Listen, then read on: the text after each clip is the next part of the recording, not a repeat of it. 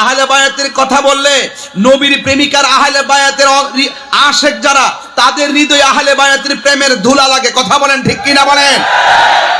আবার অনেকে আছে চেহারা কালো হয়ে যায়। কি হয়ে যায়? কালো হয়ে যায়। সেই জন্য আমরা কালোর দলে থাকতে চাই না, আমরা নূরের দলে থাকতে চাই। কথা বলেন ঠিক কিনা? তবে এতটুকু কথাই বলবো, শুধুমাত্র কারবালা ঘটনা। আবার অনেকে আছে কারবালা যখন আসে ঘোড়ার ছবি বানায়া এটার ভিতরে কি করে, তীর ঢুকায়, তীরের গোড়ায় রক্ত দেয়, রক্ত দিয়া বুঝায় এটা হুসাইনের গোড়া। এগুলো করা যাবে। আবার অনেকে দেখবেন হাতের মধ্যে তলোয়ার নিয়ে, শিকল নিয়ে ইয়া হুসাইন করে করে এই পিঠের মধ্যে রক্তাক্ত করে আঘাত করে। এইগুলো করা যাবে। আরে নিজের তলোয়ার দিয়ে নিজের গায়ে আঘাত করার নাম তো কারবালা নয়। নিজের গলায়, নিজের গায়ে নিজে তলোয়ার দিয়ে আঘাত করার নাম, আঘাত করে রক্তাক্ত করে, এটার নাম চেতনা নয়।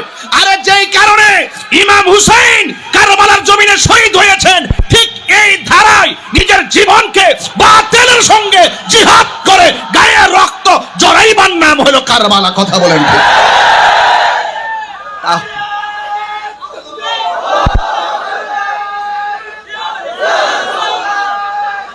আমার যুবক ভাইয়েরা এই কথাগুলো অনেকেই বলার সাহস রাখে না। অনেকে বলবে হ্যাঁ, যারা রক্তাক্ত করে, যারা শিকল দিয়া বাইরা, তারা তো আমাদের সুন্নি। ন, এরা সুন্নি নামের কলঙ্ক। এরা সুন্নিয়তের বদনাম করে। এই বদনাম সুযোগ দেওয়া যাবে না। হাতের একটা আঙ্গুলও ইচ্ছা করে কেটে রক্তাক্ত করার বিধান ইসলাম দেয় নাই।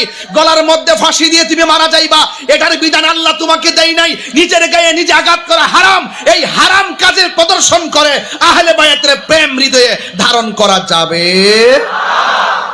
এটা হলো কারবালার কথা। এই কথাগুলো আপনাদেরকে মনে রাখতে হবে। সত্যকে সত্য বলার নামই হলো কারবালা।